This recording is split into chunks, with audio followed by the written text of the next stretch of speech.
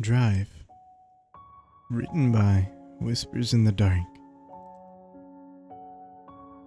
Driving down the road far from home, on my way back from work, I'm surrounded by pastures and rural country houses.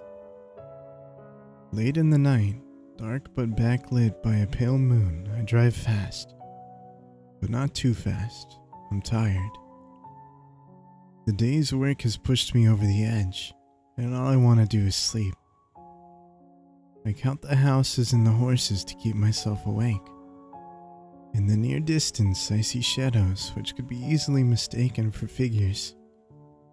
I'm tired, so chalk this up to another trick of the eyes on my weary mind.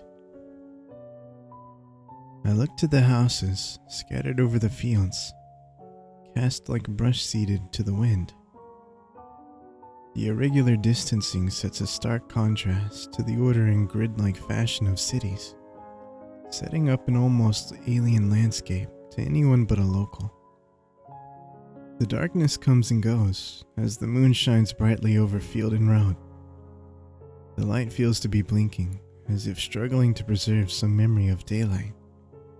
Turning back to the road, I feel I glimpse a lone figure in the pasture, close to the road. It's strange, what with the wild animals, for any soul to be out and about at this time of night. I turn to try and catch a glimpse of the figure, but the clouds cover any chance of recognition, and by the time the light is high again, I'm too far down the road to tell. No matter.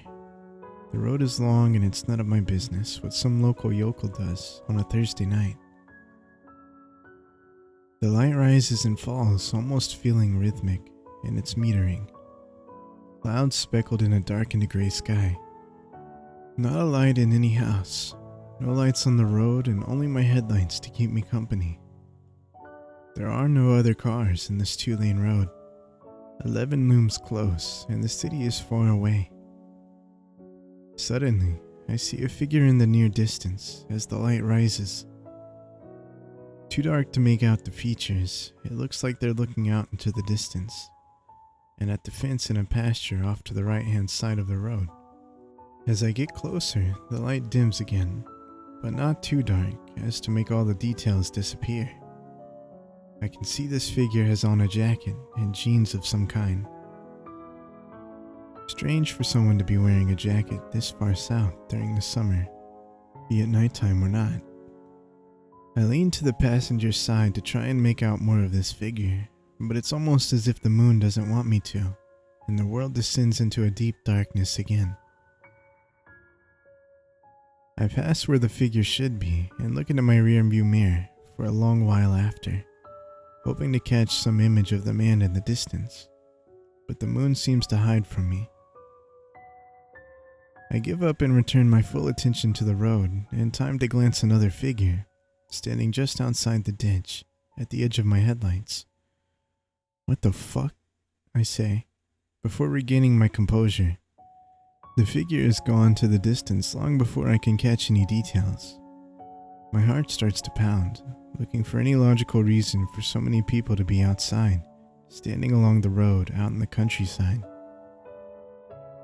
Colts, scarecrows, and other possibilities flutter through my mind before leaving me in a sour disposition. Nothing feels right. The moon seems to attempt a return just as I notice another figure, further down the road in the middle of the ditch. He seems to be looking off down the road away from me, but I catch a glimpse of what appears to be a long nose and pale skin. Not a shock in itself, but terrifying due to the black jacket and jeans the figure wears.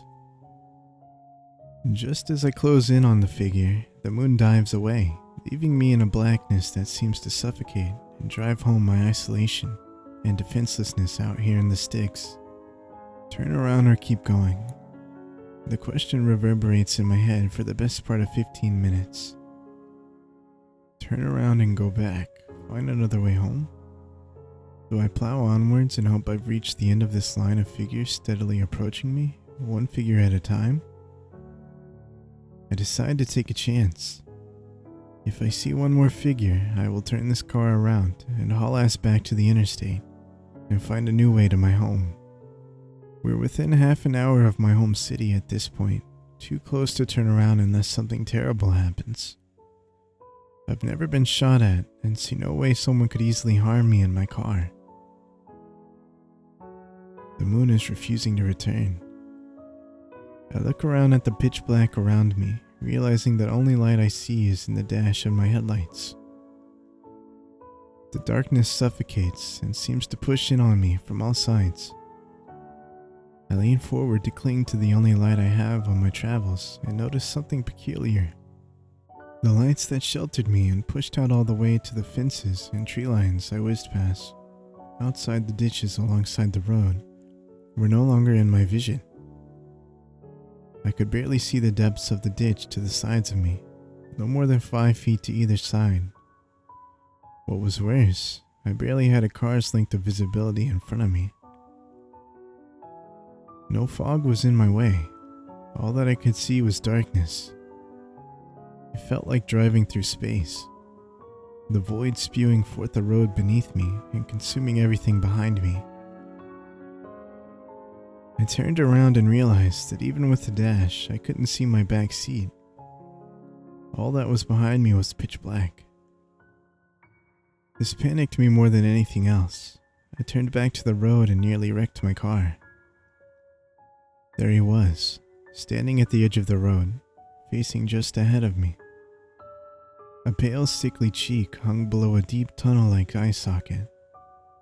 Time seemed to slow as I zoomed past, turning to keep this figure in my sight. The figure reached the edge of my light, lining us up eye to eye for a split second, and I could swear this gaunt, sickly man smiled at me. A somber, happy smile, filled with the strangest kind of care and ease. If I had gotten this look from anyone in a different situation, I would have been disarmed by its nature.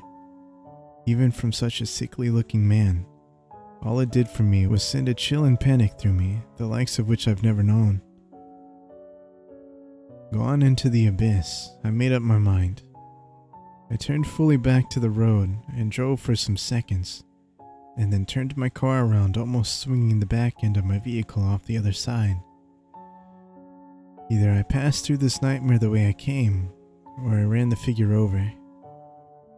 I drove like a madman, passing 100 miles per hour, pushing towards 120. No man appeared in my vision. Instead of the ghastly vision I saw, a small figure wearing a yellow rain jacket stepped out in front of my car. I swerved on instinct, terrified of hitting someone's child. Before realizing there was another figure in the oncoming lane, the man. The man was facing me, the extent of his thin, gaunt, skeleton-like face being apparent. His exposed body was thin. His hair was framing his head in an Einstein-esque way. His clothing was old and worn through in place. I swerved back, completing the fastest serpentine maneuver I'd ever pulled off in my life, and continuing to haul tail down the road. My pulse was pounding. I was dizzy and out of breath as I felt a hand close around my shoulder from behind. I stand in a snow-covered field, facing out towards the distance. Pitch black surrounds me, and the cold seems to burn into my skin. I see houses scattered like bushes, seeded by the wind. The moon passes behind the clouds, and I cannot move. I'm stuck still. Panic grips me and I cannot move. I cannot breathe. I begin suffocating, but do not pass out. I drown in my inability to move or hear. In the distance behind me, I hear the sound of a car engine rumble.